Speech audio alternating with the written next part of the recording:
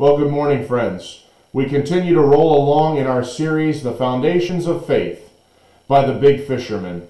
Today we jump into Luke chapter 13, where we see Jesus is about to heal a woman who had been crippled for some time. While Peter's name again this week, we're focusing on the things that Peter saw. While his name is not specifically stated here, we know that he and the other disciples saw the things that Jesus was doing, and it built their faith. So here we go, Luke chapter 13, verse 10. On a Sabbath, Jesus was teaching in one of the synagogues, and a woman was there who had been crippled by a spirit for 18 years. She was bent over and could not straighten up at all. When Jesus saw her, he called for her and said to her, "Woman, you are set free from your infirmity." Then he put his hands on her, and immediately she straightened up and praised God. Indignant because Jesus had healed on the Sabbath, the synagogue ruler said to the people, "There are 6 days for work, so come and be healed on those days, not on the Sabbath." The Lord answered him, "You hypocrites! Doesn't each of you on the Sabbath untie his ox or donkey from the stall and lead it out to give it water? Then should not this woman, a daughter of Abraham, whom Satan has kept bound for 18 years, be set free on the Sabbath day from what bound her?"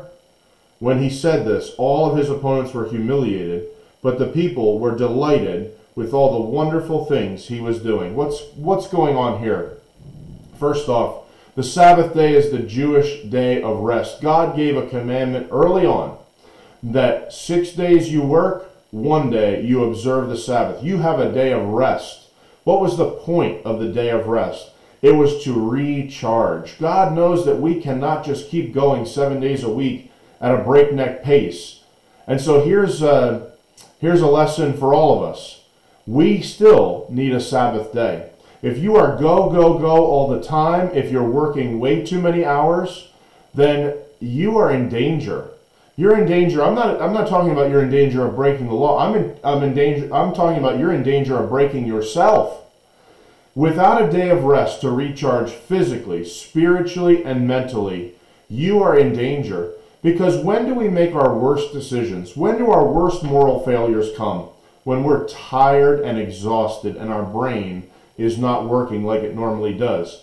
So friend, pick a day. It doesn't have to be Sunday. It doesn't have to be Saturday. Pick a day and make it your Sabbath and honor the Sabbath day. Now, why was the synagogue ruler and the leader here so upset by Jesus healing this woman on the day of rest? Well, God's original intent for the Sabbath day was for us to recharge, as I just said. He knows that we can't be going full tilt all the time. And so, over time, the religious leaders, trying to honor what God had said, set up all these other ancillary rules in order to protect the original rule. And so it got so silly and so out of hand that you couldn't do anything on the Sabbath day. I mean, I couldn't just get up and move this chair. I could not do anything on that Sabbath day. And so the shift of the Sabbath day went from rest, you need it, to anybody doing anything will be condemned by the religious leaders. And so Jesus, tired of this, goes in and heals this woman on the Sabbath day. When the leaders are indignant, he then says, "You know, folks, if you have animals, don't you untie them? Don't you feed them? Don't you do these things?" You know what Jesus is saying with that line? Don't miss this. This is so powerful. He's saying to those folks, you care more about animals than you do about this hurting woman.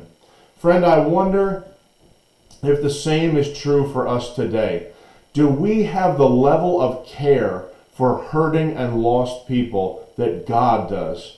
God cares about every single person, do we? And so, our lesson for today is simple. Take your day of rest. Don't make excuses, do it. Find a day and recharge. You need it. And don't feel guilty about it. You need your day of rest for your spiritual well-being, physical, and emotional. And then the second thing is, do we care about lost and hurting people? A lot of hurting people out there right now Do we care for them the same way God has cared about us and everybody else, showing great compassion, mercy, grace, all of these things? Well, I hope this is encouraging. God bless you, and take care. We'll see you tomorrow.